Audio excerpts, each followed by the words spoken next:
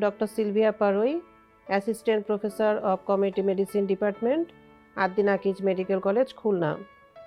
Today we have to know the epidemiological methods. There are two types of epidemiological methods, observational and experimental. In observational study, there are also many types, such as descriptive studies. In descriptive study, there are two types, longitudinal and cross-sectional study, and analytical study. Analytical study are also many types, ecological or correlational study, cross-sectional, comparative study, or it's know about prevalence study, then case control or case reference study and cohort study. In experimental study or intervention studies, randomized control trials or clinical trials, then field trials and community trials. Today we like to know the descriptive epidemiology. In descriptive epidemiology, we usually ask the questions: one, when is the disease occurring? This is time distribution. Then we ask, where is it occurring? This is place distribution. And then we ask, who is getting the disease? This is person distribution. Now we see the procedures or step work in descriptive studies. First, defining the population to be studied. Defining the disease under study. Then, describing the disease by time, place and person. Then measurement of disease. Then comparing with non-indices.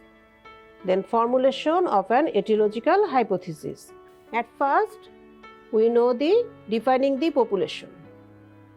First step is therefore to define the population base, not only in terms of the total number, but also its composition in terms of age, sex, occupation, cultural characters and similar information needed for the study.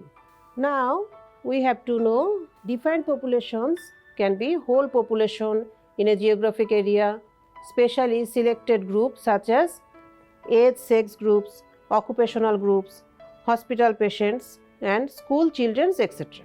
Second, we have to know defining the disease under study. Operational definition. In epidemiology, we use operational definition, not clinical definition. What is operational definition? A definition by which the disease or condition can be identified and measured in the defined population with a degree of accuracy. Now we see the difference between clinical definition and operational definition. Give one example like tonsillitis. In clinical definition, tonsillitis might be defined as an inflammation of the tonsils caused by infection usually with Streptococcus pyogenes. But in operational definition, such criteria in the case of tonsillitis would include the presence of enlarged red tonsils with white exudate which on throat swab culture grow predominantly by Streptococcus pyogenes. Now we see third step of descriptive study. This is describing the disease. The primary objective of descriptive epidemiology is to describe the occurrence and distribution of disease or health-related events or characteristics within population by time, place and person, and identifying those characteristics associated with presence or absence of disease in individuals. This involves systematic collection and analysis of data. Now we see what is time distribution. The pattern of disease may be described by the time of its occurrence, such as by week, month, year, the day of the week, hour of onset, etc. It raises questions whether the disease is seasonal in occurrence, whether it shows periodic increase or decrease, or whether it follows a consistent time trend. These are many types. Short-term fluctuations or epidemic, like example, diarrhea in rainy season, food poisoning in summer, etc. Then we give example periodic fluctuations such measles, malaria, etc. Long-term or secular trends such coronary heart disease, lung cancer and diabetes, etc. Now we see the place distribution, that international variation, national variations. International variations, cancer of the stomach is very common in Japan but unusual in USA. Then we give national variations, example that endemic goiter, letharism, fluorosis, leprosy, malaria, nutritional deficiency diseases.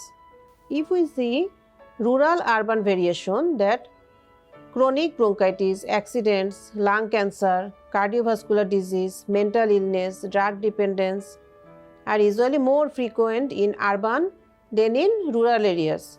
On the other hand, skin and zoonotic diseases and soil-transmitted helminths may be more frequent in rural areas than in urban areas.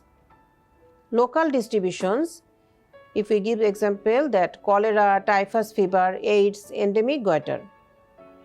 Another types, migration study. Now we see person distribution. Like age, measles is more common in childhood, cancer in middle age and atherosclerosis in old age people.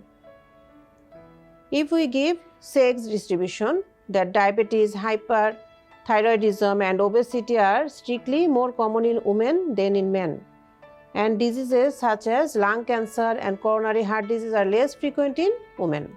Another distribution, that person distribution, ethnicity, marital status, occupation. Ethnicity, more common tuberculosis, essential hypertension, coronary heart disease, cancer and sickle cell anemia. Marital status, we give example like cancer cervix is rare in nuns and unmarried. Occupational person distribution, we can give example that workers in coal mines are more likely to suffer from silicosis. Another type, social class distribution, behavior, stress and migration distribution of person distribution. Migration like that leprosy, filariasis and malaria, more common.